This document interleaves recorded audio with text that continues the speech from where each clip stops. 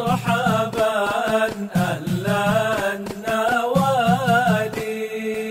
Kemudian ad-darsu ar-rabi', pelajaran yang keempat, yaitu al-alaqah bainal masjidain. Ada hubungan antara Masjidil Haram dengan Masjidil Aqsa. Kita seakan-akan diajak oleh Allah untuk tidak melupakan Masjidil Aqsa. Kebanyakan kita hanya terfokus ke Masjidil Haram. Kiblat kita di situ, ibadah haji di situ, umroh di situ. Tapi kita lupa bahwa peristiwa Al-Isra itu Allah ingin mengingatkan bahwa Masjidil Haram dengan Masjidil Aqsa, dua tempat tersebut, dua masjid tersebut tidak boleh dipisahkan. Karena punya apa? Al-alaqa tarikhiyah. Yang pertama, memiliki hubungan sejarah historis. Apalagi sekarang kita sangat miris dan sangat sedih. Kita mendapatkan kabar bagaimana saudara-saudara kita di Palestina sekarang sudah sampai apa? Tempat pengungsian terakhir, Rafah. Mesir pemerintahannya bangun tembok tambah tinggi biar tidak bisa masuk. Bukannya menolong tapi malah mencelakakan. Itu sudah terakhir, dan pembantaian sekarang kita sudah tahu berapa banyak. Sudah ditutup, orang sudah gak bahas lagi, sudah lupa.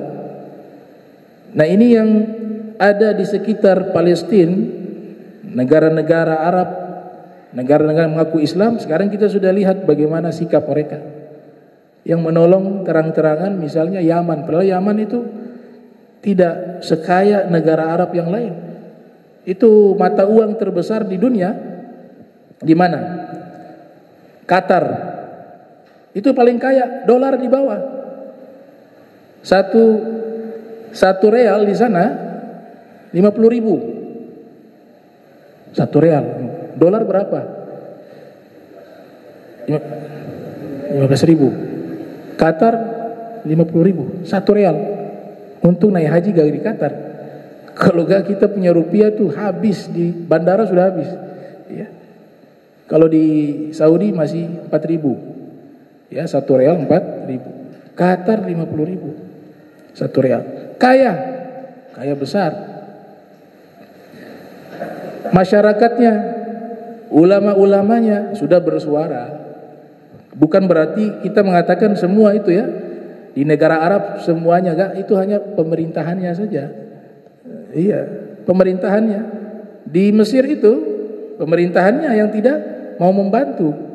Tapi ulamanya kasihan, itu sampai di khutbah Jumat itu Dr. Ahmad Umar Hashim sampai menangis tuh. Ketika khutbah tentang Palestina, tiap saat mereka menyuarakan itu, tapi apa daya, ulama-ulama hanya bisa dengan lisan, tidak bisa dengan kekuatan.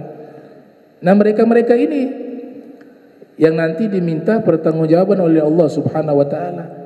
Ya, kita sudah tidak tahu sekarang berapa banyak yang dibunuh oleh Zionis. Ya. Kita hanya bisa mendoakan mudah-mudahan Allah taala berikan ya kemenangan, Allah taala berikan surga bagi pejuang-pejuang yang ada di sana. Maka Isra itu sebenarnya mengingatkan bahwa Masjidil Haram dengan Masjidil Aqsa punya hubungan. Pertama, hubungan apa? Historis, sejarah. Karena tempat ibadah pertama yang dibangun di bumi ini adalah yang di Makkah, Masjidil Haram. Inna awwala baitin wudi'a linnas lalladzi bi Bakkata mubaraka wa hudan lil alamin.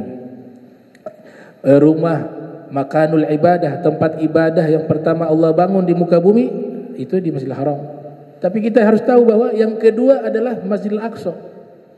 40 tahun setelah dibangun Masjidil Haram, yang sebelumnya dalam kitab Nasaihul Ibad karya Syekh Nawawi Al-Bantani, sebelum Nabi Adam membangun sudah dibangun oleh malaikat itu Masjidil Haram. Sudah ribuan tahun mereka tawaf di situ. Setelah itu Nabi Adam melanjutkan pembangunan dan disempurnakan oleh Nabi Allah Ibrahim dengan putranya Nabi Allah Ismail. Dalam hadis disebutkan dalam Sahih Bukhari, disebutkan dalam Sahih Muslim, bahkan disebutkan oleh Syekh Muhammad Amin Kurdi Naqsyabandi dalam kitab Tanwirul Qulub, Imam Bukhari menyebutkan dalam sahihnya lahir 194, wafat 256 Hijriah. Imam Muslim menyebutkan dalam sahihnya lahir 204, wafat 261 Hijriah. Di mana Abu Dzar Al-Ghifari pernah bertanya kepada Rasul, "Ayyu masjidin wudi'a awal?" Wahai Rasul, masjid pertama yang Allah bangun di bumi ini masjid apa? Nabi mengatakan Al-Masjidul Haram, Masjidil Haram. Thumma ai? Kemudian masjid apa yang dibangun wahai Rasul? Qala Nabi sallallahu alaihi wasallam, "Thumma Al-Masjidul Aqsa." Kemudian Masjidul Aqsa. Kam kana bainahuma? Ditanya lagi Rasul, berapa jarak pembangunan antara Masjidil Haram dengan Masjidil Aqsa? Qala Nabi 40 sanatan, 40 tahun. Apa maknanya? Apa pengertiannya 40 tahun? Diterangkan oleh Al-Hafiz Ibnu Hajar Al-Asqalani yang lahir tahun 773 Hijriah, wafat 852 Hijriah. Di dalam kitab Fathul Bari, beliau mengatakan bahwa setelah Nabi Adam membangun Masjidil Haram, anak turunannya ya 40 tahun berikutnya hijrah ke Baitul Maqdis. Kemudian perintah Nabi Adam untuk membangun masjid di sana. Jadi anak turunannya Nabi Adam yang membangun masjid atau Baitul Maqdis atau Masjidil Aqsa di Palestina. Setelah itu disempurnakan oleh nabi-nabi setelahnya seperti Nabi Sulaiman alaihissalam, ya.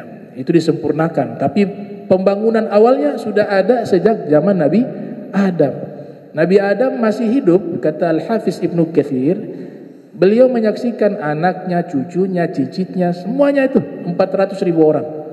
Ya, karena usianya cukup panjang sehingga bisa menyaksikan anak turunannya itu sebanyak 400.000 orang. Di antara mereka hijrah ke Palestina. Kemudian mereka membangun masjid di sana. Itulah yang disebut Al-Masjidil Aqsa, dan yang dimaksud oleh Nabi 40 tahun yaitu pembangunannya yang dibangun oleh anak-anak Nabi Adam, anak cucunya Nabi Adam alaihissalam. Kemudian juga hubungan antara Masjidil Haram dengan Masjidil Aqsa yaitu masalah kiblat. Bahwa kita umat Islam di fase awal di masa Rasul, kiblatnya itu ketika sholat menghadap ke Baitul Maqdis, ke Masjidil Aqsa. Situ ada namanya Al-Masjid Al-Qibli, Masjid Kiblat. Menghadap selama 17 bulan 3 hari. Ya, sebagaimana keterangan dalam kitab Madza fi Sya'ban karya Abu Ya Said Muhammad Ibn Alwi Al-Maliki. Jadi selama 17 bulan Rasul dan sahabat-sahabatnya sholat kiblatnya mengarah ke Masjidil Aqsa, ke Baitul Maqdis. Ketika beliau mampir ke Bani Salamah, mampir di sana sholat zuhur. Di 2 rakaat pertama beliau menghadap ke Baitul Maqdis, kemudian ada perintah yang Allah Ta'ala perintahkan untuk mengalihkan atau merubah arah kiblat ke Ka'bah. Karena kalau menghadap ke Baitul Maqdis ketika posisi di Madinah, maka dia membelakangi Ka'bah. Ketika menghadap ke Ka'bah, dia membelakangi Baitul Maqdis. Di Makkah Nabi sholatnya mencari arah yang sejajar dengan Ka'bah sekaligus Baitul Maqdis. Tapi ketika di Madinah hal itu sudah tidak bisa dilakukan. Maka Nabi punya keinginan agar arah kiblat itu ke Ka'bah. Beliau lebih senang ke Ka'bah. Maka disinilah Allah abadikan di dalam Al-Quran di surat Al-Baqarah ayat 144, "Qad nara taqalluba wajhika fis sama'i falanuwalliyannaka kiblatan tardaha fawalli wajhaka syatra Masjidil Haram." Ya. Palingkan wajahmu ke arah Ka'bah. Kata masjid di situ maknanya Ka'bah. Kiblat yang kamu tardaha, yang kamu suka. Jadi Nabi suka kiblatnya menghadap ke Ka'bah. Ini hubungan sejarah antara Masjidil Haram dengan Masjidil Aqsa, dan juga ada hubungan masalah arah kiblat sholat. Sekarang tempat itu dijadikan Masjid Kiblatain, Masjid 2 kiblat. Itu tempatnya Bani Salamah. Rasul sholat di situ, sholat zuhur 2 rakaat menghadap ke Baitul Maqdis, 2 rakaat menghadap ke Ka'bah.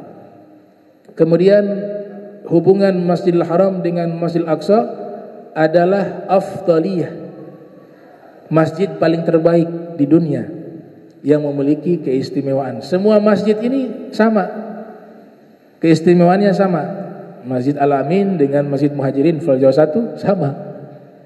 Masjid yang di Bastion sama semua. Tapi 3 masjid ini dikecualikan oleh Allah Ta'ala.